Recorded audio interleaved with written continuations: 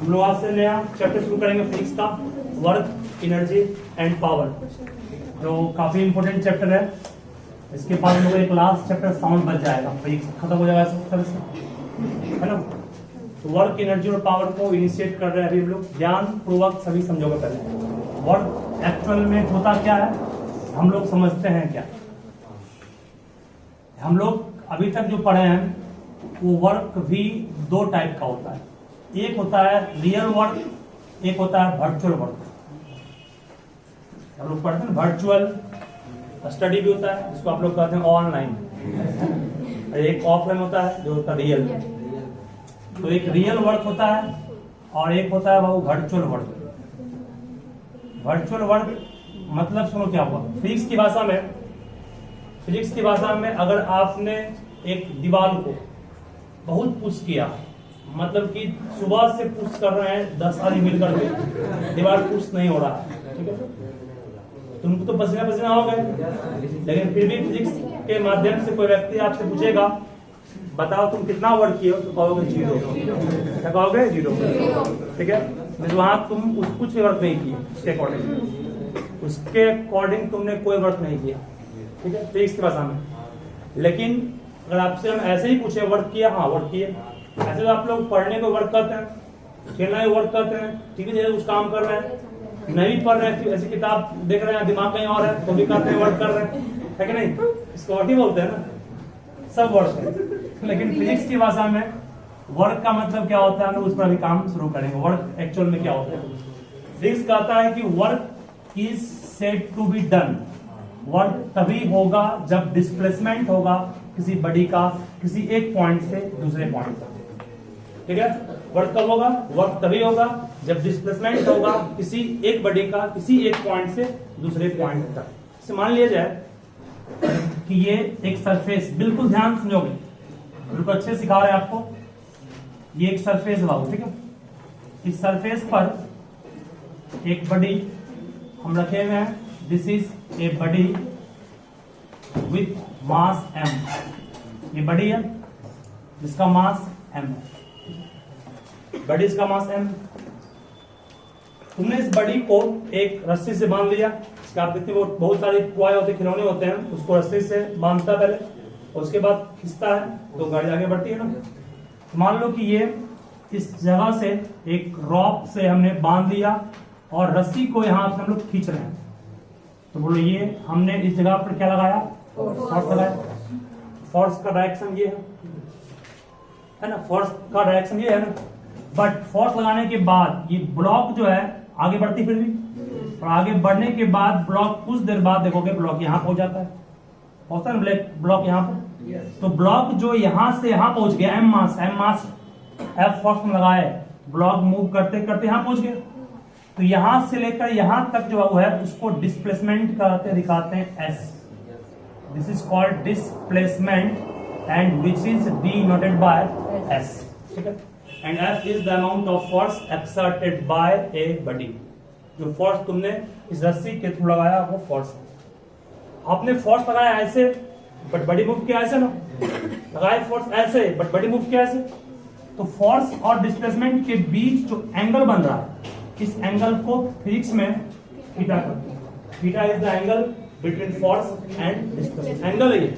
आप एंगल को x मानते थे, y मानते थे, z मानते थे, एंगल 1 मानते थे, एंगल 2 मानते थे, लेकिन हम लोग इस चैप्टर में 1 2 3 x y z ना मान करके थीटा मानते हैं। थीटा पढ़ते हैं इसको, इस सिंबल में जीरो लेकर के बीच से काट देंगे इस तरह से, इसे आप पढ़ते हैं थीटा।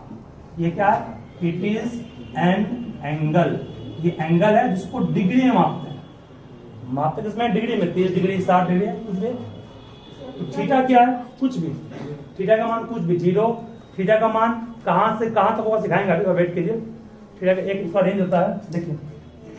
तो हमने देखा क्या, फोर्स लगाया ऐसे, मान लो एक बॉडी यहां रखा हुआ था, ठीक है। सरफेस मान लो ऐसे, रस्सी से हमने बॉडी को खींचा, बॉडी इधर नहीं उठा, बॉडी जमीन पे आगे बढ़ा।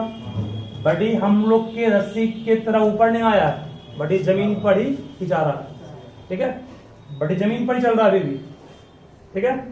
बॉडी जमीन पर चल रहा है, फोर्स का डायरेक्शन ये है, तो फोर्स और ये क्या डिस्प्लेसमेंट हो गया ना, this is force and this is direction of displacement, दोनों के बीच जो एंगल बना दैट इज कॉल्ड थीटा। तो पूछो व्हाट इज थीटा, तो कहोगे इट इज एन एंगल, ये एक एंगल है, समझोगे नोट, अभी कोई कुछ नहीं करना है। It is an angle between displacement, तो शॉर्ट में DISP कहते हैं, and applied force, and what applied force, ठीक है।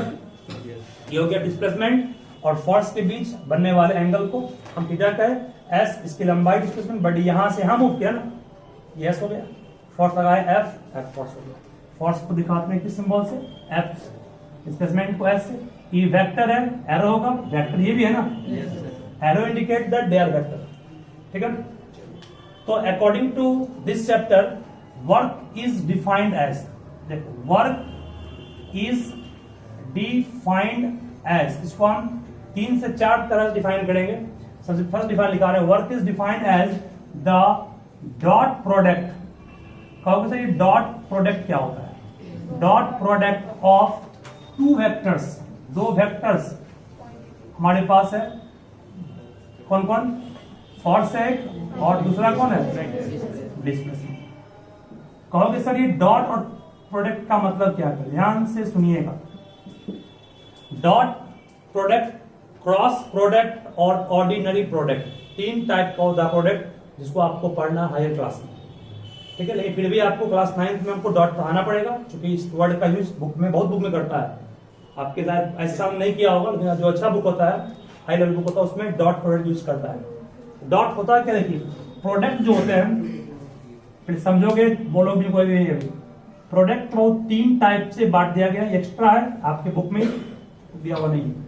एक होता है ऑर्डिनरी प्रोडक्ट, जो हम लोग क्लास 1 2 3 से पढ़ते आते हैं, 2 into 3 6 बोलते हैं ना, 6 into 3 18 बोलते हैं, इस तरह से।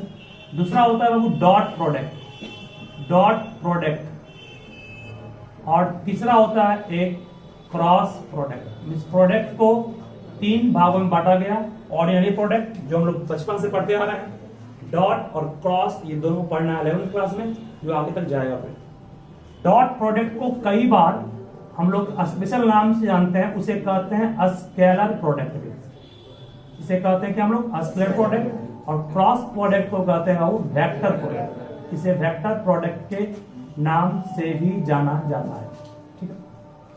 क्यों कहते हैं डॉट को स्केलर, क्यों कहते हैं क्रॉस को वेक्टर, इसको बताएंगे आपको हम, और दोनों का मतलब क्या है इस चीज को भी बताएंगे। लेकिन सबको आने के पहले हमको एक मैथ के टॉपिक का आना पड़ेगा, तो उसको पढ़ाएंगे तो आप जाके डॉट और क्रॉस में आएगा, क्योंकि डॉट और क्रॉस नहीं समझोगे क्वेश्चन इसका नहीं बन पाएगा। मैथ का टॉपिक जिस ब्रांच से उठाया गया है उस ब्रांच का नाम है ट्रिग्नोमेट्री। मैथ का एक ब्रांच है ट्रिग्नोमेट्री, जो क्लास 10th में पढ़ना है, ट्रिग्नोमेट्री जो क्लास 10th में पढ़ना है, उससे इस ब्रांच को उठाएंगे तब जाकर समझ आपको ये भी आएगा, इधर पढ़ना ही नहीं एकदम भी। सही सब लिखिए, मिटाना पड़ेगा क्योंकि आपका मोबाइल में कैप्चर नहीं कर पाएगा, फटाफट सब लिखिए, स्टॉप कर देंगे। हम लोग जिस ब्रांच पे काम कर रहे हैं, शांत रहोगे बिल्कुल। मैथ का वो ब्रांच है जिसका नाम है ट्रिग्नोमेट्री। ये मैथ का ऐसा ब्रांच है जिसको आप लोगों को ट्रायंगल, वो भी खास करके राइट ट्रायंगल के लिए पढ़ना है, राइट ट्रायंगल के लिए, ठीक है। 10th में आपको पढ़ना है, और इससे बहुत क्वेश्चन आता है बोर्ड में भी। इसका एक राइट ट्रायंगल एंगल भी मान लीजिए। आपको बहुत दिन पहले पढ़ाए थे कि 90 डिग्री के सामने वाले साइड को क्या कहते हैं, फिक्स है, ठीक है, हाइपोटेन्यूज फिक्स है। आप लोग क्लास 9 तक इसको कहते हैं परपेंडिकुलर, नीचे वाले को बेस कहते हैं। लेकिन क्लास 10th में ये भी हो सकता है परपेंडिकुलर और ये भी हो सकता है परपेंडिकुलर, कोई भी नहीं। कैसे, देखिए मान लो हमने इस एंगल को अगर थीटा माना, ठीक है, थीटा एंगल ये है ना, थीटा क्या एंगल है, कोई एंगल है, थीटा के, शांत रहोगे, थीटा के जस्ट सामने वाला साइड ये भी है ना, थीटा के सामने वाले साइड को कहते हैं परपेंडिकुलर। मींस परपेंडिकुलर उसी को बोलेंगे जो थीटा के सामने है, जो 90 के सामने हाइपोटेन्यूज होगा, जो थीटा के सामने वो परपेंडिकुलर। मान लो कि इस फिगर में थोड़ा चेंजिंग करते, हम अगर इस एंगल को सपोज कीजिए थीटा मानते तो क्या बोलते हैं इसको, परपेंडिकुलर। ये क्या होता है, बेस। ठीक है, मतलब थीटा के अकॉर्डिंग चेंज करेगा परपेंडिकुलर बेस, याद है ना। अगर इस एंगल को तुम थीटा मानोगे that is called perpendicular and this is base. ये हो गया परपेंडिकुलर, बेस और हाइपोटेनस के बीच एक सिंपल सा रिलेशन। अब आइए इसके बाद ट्रिग्नोमेट्री ब्रांच है, उसमें जो पढ़ाने वाला है उस टॉपिक का नाम है ट्रिग्नोमेट्री रेशियो। क्या नाम उसका है, इसका नाम है ट्रिग्नोमेट्री रेशियो, नाम ही है रेशियो। अब रेशियो मतलब जरूर बटा होगा, ठीक है। बटा किसका होगा, किसी भी दो साइड्स का राइट ट्रायंगल, ठीक है। किसी भी दो साइड्स का राइट ट्रायंगल का बटा करना मींस रेशियो निकालना। देखिए, अगर तुम परपेंडिकुलर और हाइपोटेनस का रेशियो निकालोगे किसी राइट ट्रायंगल के लिए, तो कहता है परपेंडिकुलर और हाइपोटेनस के रेशियो को मैथ की भाषा में हम लोग साइन थीटा बोलते हैं। Sine theta, SIN, sine theta बोलेंगे, साइन थीटा एंगल है, ठीक है। साइन के साथ थीटा होगा, ठीक है। साइन के साथ ही हमेशा थीटा होगा, अकेला कभी थीटा नहीं होगा। उसके बाद बेस और हाइपोटेनस का जो रेशियो मापेगा सर उसे क्या बोलेंगे, बेस और हाइपोटेनस का रेशियो जो मापेगा that is called cos theta, ठीक है। पढ़ना आपको 10th में भी है। जो परपेंडिकुलर और बेस का रेशियो मापेगा उसे कहेंगे हम लोग टेन थीटा, ठीक है। रहेगा, नाम दिया गया means the ratio which is measured by perpendicular and hypotenuse is called what, sin theta. Ratio of base and hypotenuse is called cos theta. Ratio of perpendicular base is called tan theta. तो सबका उल्टा भी होता है, इसको उलट देंगे। मान लो h बाय क्या p होगा ना, इसको जो मापेगा उसे कहते हैं cosec थीटा। जो आपका हाइपोटेनस और बेस का रेशियो मापेगा that is called sec theta, और जो आपका बेस और परपेंडिकुलर का रेशियो मापेगा that is called cot theta, ठीक है। Cot, COT, cot theta. Sine का फुल फॉर्म भी होता है SINE, साइन ऑफ थीटा पढ़ते हैं। इसको पढ़ते हैं cosine of theta, cosine of theta. इसे पढ़ते हैं T फॉर टेंजेंट, इसका बहुत ज्यादा यूज है 9th में भी, और अच्छा बुक आप पढ़िएगा। टेंजेंट ऑफ थीटा बोलते हैं। टेंजेंट का मतलब क्या होता है, टेंजेंट क्या है, टेंजेंट आपको पढ़ाए थे, एक लाइन है एक टच करता है, ठीक है। उस टेंजेंट का स्लोप, स्लोप का फॉर्मूला आप लोग फर्स्ट चैप्टर ऑफ फिजिक्स में पढ़े होंगे, slope of BT graph, slope of ST graph. उसमें स्लोप में आप इस टर्म का यूज करके बहुत सारे क्वेश्चंस को बना सकते हैं, ठीक है। यूज कैसे करेंगे सिखाएंगे, लिखिए पहले फास्ट में वीडियो, हाँ बोल देंगे सब बोल। इन सारे चीज को आप ध्यान रखिएगा। साइन थीटा क्या होता है, कॉस क्या और टेन क्या होता है, इसका यूज करना पड़ेगा आपको। चलिए मिटाएं इसको। अब कुछ वैल्यूज हैं जिसका मान आपको याद रखना होगा।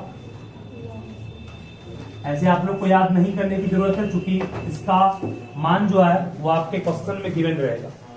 तो मान लो फिर लिखा देते हैं आपको, कुछ इंपोर्टेंट सब लिखा रहे हैं, कुछ का ही लिखा रहे हैं।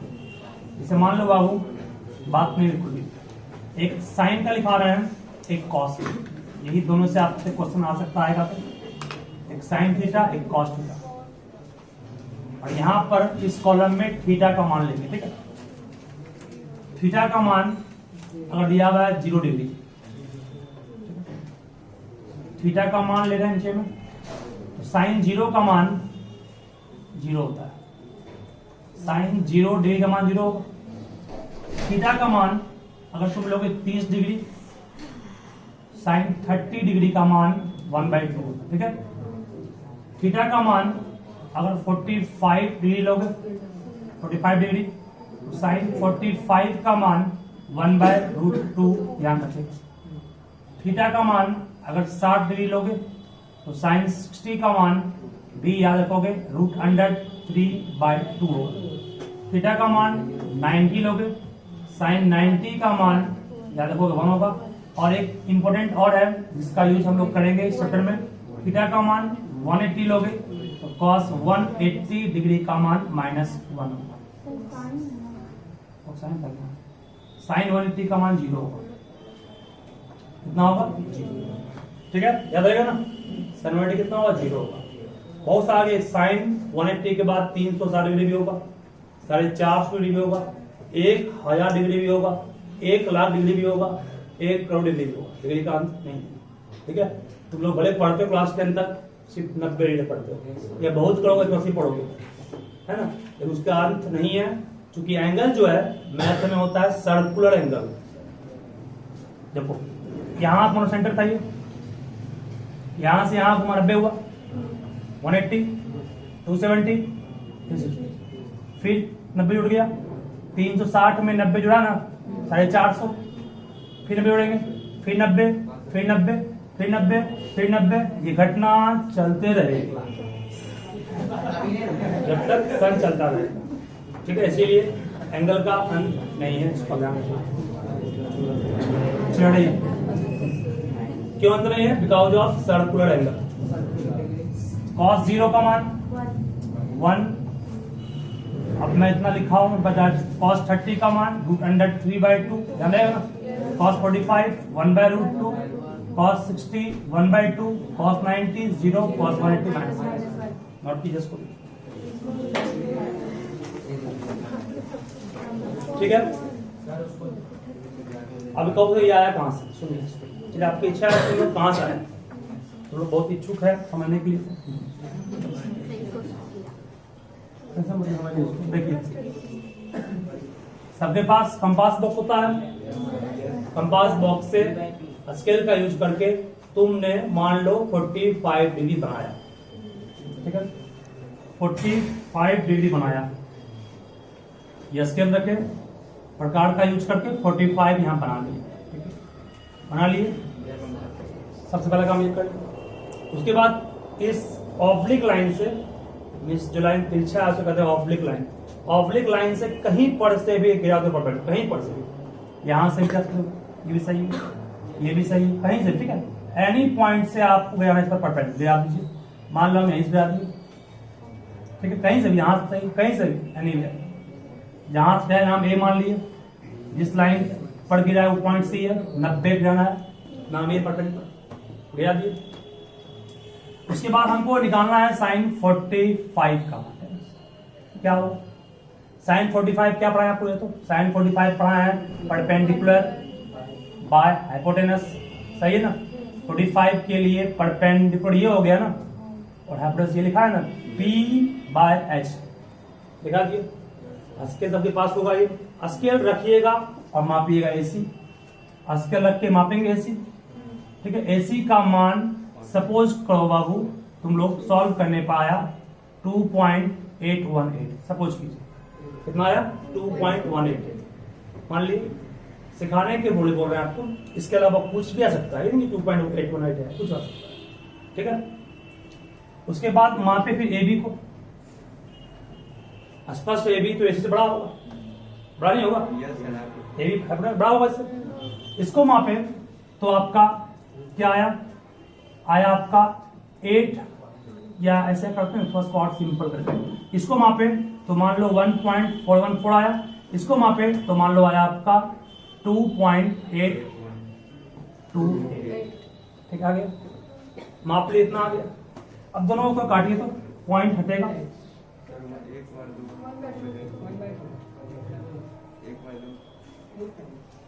थोड़ा सेट नहीं कर रहा है, इससे आसान 60 डिग्री का है, 60 डिग्री ही, 60 नहीं 30 डिग्री से 30 देंगे। sin 30 का मान 1/2 है, लाना कैसे आएगा, जब मापेंगे AP को, AP मान लो आया आपका 3, AP कितना 3 आया मान लो, और मापे AB मान लो आया 6, 3/6 काटेंगे कितना आया 1/2। AC 3 ही आएगा जरूरी नहीं है, AC 4.5 मान लो आया तो जरूर ये 9 आएगा, जरूर 9 आएगा, तब 4.5 से काटोगे, 2 का जगह नहीं, ये अगर 4 आएगा जरूर ये 8 आएगा, ये 7 आएगा, ये 14 आएगा, ताकि रेशियो कट कितना 1/2 आएगा, ऐसा ऑब्जर्व किया गया, इसलिए इसका मान को फिक्स कर दिया गया, ठीक है, याद आएगा ना। मतलब क्या हुआ, किसी भी आप ट्रायंगल में कोई एंगल बना लीजिए, किसी पॉइंट से जाओ परपेंडिकुलर, लेंथ को माप कर घर में आप ट्राई कर लीजिएगा, हर वक्त इतना आएगा काट करके, ठीक है, मान लो पॉइंट में आपसे नहीं कर रहे, मोबाइल से भाग तुम चेक करोगे 1/2 आएगा या 0.5 आएगा, लगभग ने एग्जैक्टली आएगा। ठीक है, इस इंस्ट्रूमेंट को आप कितना बार भी कीजिएगा बना करके 0.5 ही आएगा। ठीक है, इसलिए नाम दिया गया इसका sin 30 का मान 1/2 याद करना पड़ेगा। ठीक है, sin 45 क्यों यहाँ रूट में था, तो रूट में काटने में आपको दिक्कत होगा, इसीलिए नहीं लिए रूट का मान परफेक्ट मान लीजिए।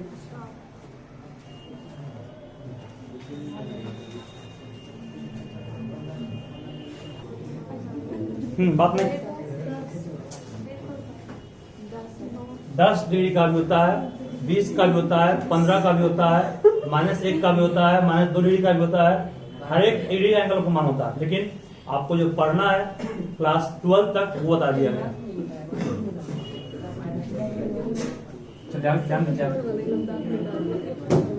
अब कहोगे सर निगेटिव एंगल कब होगा, उसका भी तुम्हें पढ़ना भी नहीं है, तो जान लो ये एंगल मान लो।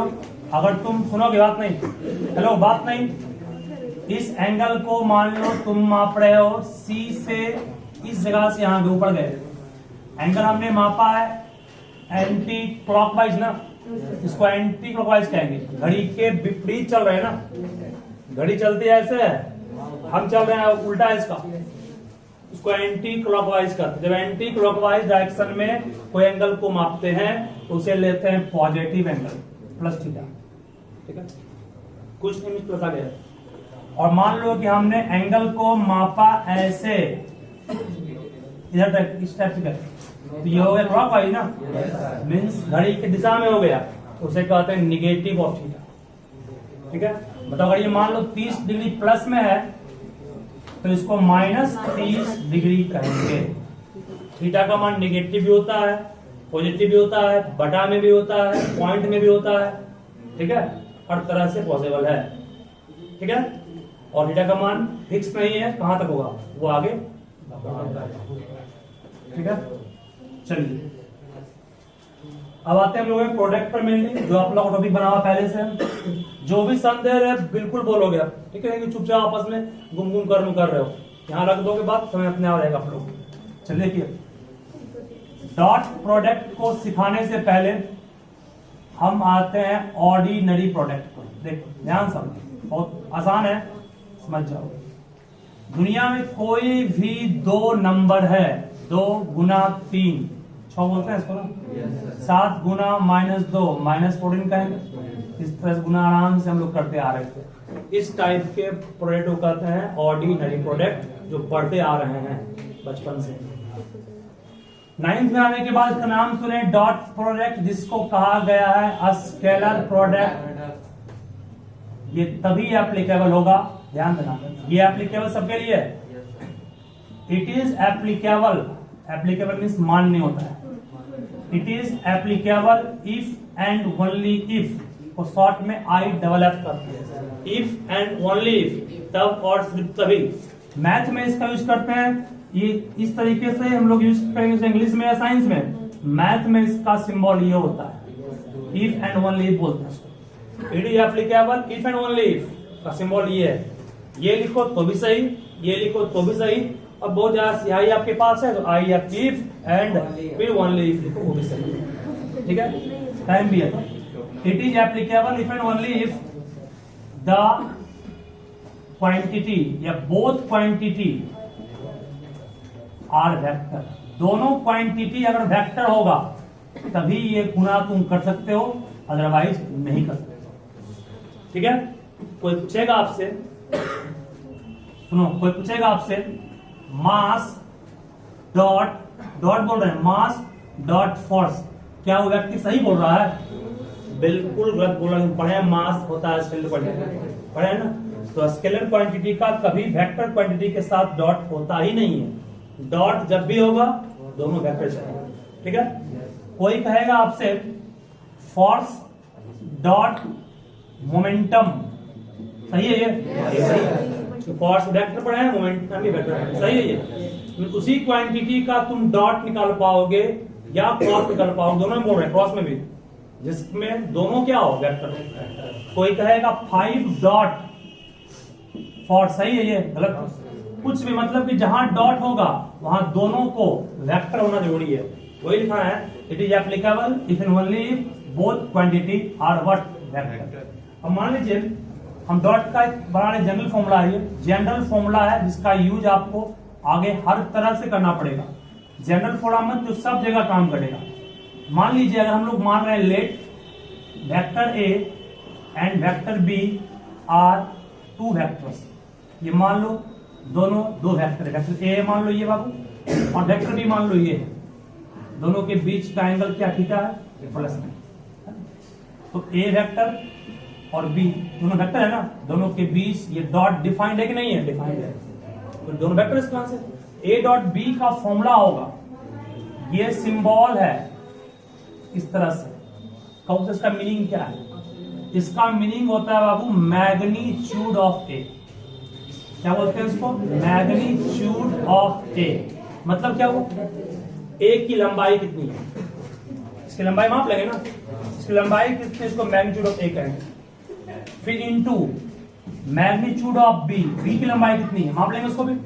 यहाँ कौन इनटू है, यहाँ ऑर्डिनरी इनटू जो हम लोग पढ़ते आ रहे हैं। यहाँ डॉट नहीं है, डॉट बस नहीं है सिर्फ, इसको हम लोग गुना नहीं कर पाएंगे ना, गुना नहीं कर पाएंगे, गुना करे कैसे, उसका फॉर्मूला लगाने क्या है, पहले ए की लंबाई निकाल लेंगे, लंबाई वहां दिया है फॉर्मूला के पास।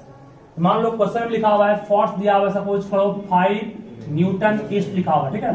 बोलो यहाँ पर फोर्स का मैग्नीट्यूड कौन है, 5। इस डायरेक्शन हो गया ना, इसको छोड़ दो, सिर्फ 5 को कहेंगे इसका मैग्नीट्यूड, मतलब फोर्स का मैग्नीट्यूड कितना हो गया, 5 हो गया, ठीक है। मैग्नीट्यूड में उसका अमाउंट, उसका डायरेक्शन से कोई मतलब नहीं, ठीक है। मैग्नीट्यूड ऑफ ए इनटू कौन इनटू है, ऑर्डिनरी इनटू जो बचपन से पढ़ते आ रहे हैं, मैग्नीट्यूड ऑफ बी, फिर इनटू में कौन इनटू है, यहाँ ऑर्डिनरी है, कॉस एंड कॉस थीटा, इस दोनों के बीच का एंगल का कॉस मान निकाल लेंगे ना, कॉस का मान लिखा भी है, निकल जाएगा वहां से, ठीक है। इस फॉर्मूला से ये आया, इसको आप ध्यान रखिएगा। अब ध्यान देना, आप जब यहां मैग्नीट्यूड लिए तो इसको क्या वेक्टर बोलेंगे, अब नहीं बोलेंगे। जब यहां मैग्नीट्यूड लिए तो इसमें भी डायरेक्शन नहीं है, भी नहीं है, कॉस में तो डायरेक्शन है ही नहीं, 1/2 पढ़े तो पढ़े ना, यहाँ पर कोई दिशा नहीं, यहाँ भी कोई दिशा नहीं, यहाँ भी कोई दिशा नहीं, तो तीनों गुना होगा, दिशाहीन रहेगा वो, और दिशाहीन मतलब क्या हो गया, स्केलर, ठीक है। शुरुआत में था दोनों वेक्टर, बट कन्वर्ट किया स्केलर में ताकि गुना कर पाए, और गुना करने के बाद जो कुछ मिलेगा वो स्केलर मिलेगा, क्योंकि इसमें कोई वेक्टर है ही नहीं। इसका मैग्नीट्यूड लिया ना, ये मैग्नीट्यूड और ये भी मैग्नीट्यूड ही है एक्चुअल में, इसका वैल्यू 1/2 1/√2 पढ़े, कोई दिशा नहीं है, इसलिए कहा गया dot product of two vector will gives us a scalar product, a scalar number, ठीक है, याद रहेगा। इसको फर्स्ट में अच्छे से लिख लीजिए। क्या हुआ,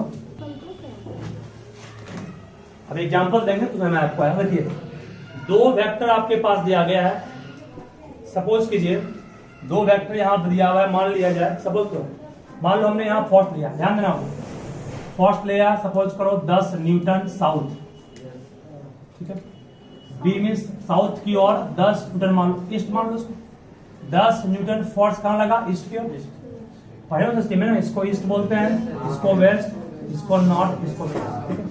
10 न्यूटन फोर्स तुमने ईस्ट पे लगाया, और या ऐसे मानिए इसको आप 10 न्यूटन फोर्स तुमने लगाया ऊपर की ओर, जिसको एन डैश ई का है, मतलब नॉर्थ ईस्ट, बीच में है ना, नॉर्थ ईस्ट की ओर लगाया इतना फोर्स, तो लगाए मान लो यहाँ बडी, ये था बडी हमारा मूव कर गया 5 मीटर ईस्ट की ओर, फोर्स लगाए कहां की ओर, नॉर्थ ईस्ट, रस्सी के थ्रू बडी मूव किया ईस्ट की ओर, ठीक है, ठीक है। और कितना एंगल में लगाए फोर्स, मान लो दिया हुआ 30 डिग्री, या मान लो दिया हुआ 60 डिग्री, 60 मान लीजिए, ध्यान दो, बोलो एक रूप में काम ये किया, ए हो गया ना, डिस्प्लेसमेंट क्या हो गया, ए, ये बी, और दोनों बीच का एंगल देखो, ए का मैग्नीट्यूड मतलब इस पूरे का मैग्नीट्यूड कितना होगा, 5, ईस्ट को छोड़ दीजिए, डायरेक्शन है ये, कितना होगा इसका 10, कौन गुना है, ऑर्डिनरी गुना है, फिर गुना कॉस 60 का मतलब क्या लिखा है, कॉस 60 पुट करेंगे ना, काट लेंगे इसको, काट कितना है 25, मतलब आ गया, ठीक है। मतलब दोनों का मैग्नीट्यूड लेंगे, डायरेक्शन से कोई मतलब नहीं आपको, डायरेक्शन से मतलब नहीं है, और इसके बीच का एंगल का कॉस्ट निकाल लेंगे, तीनों गुना कर देंगे, जो आएगा that will give you the dot product. अब एग्जाम्पल और बढ़िया वाले लेंगे, फिलहाल आप इसको लिखिए, जैसा बहुत कुछ बाकी है।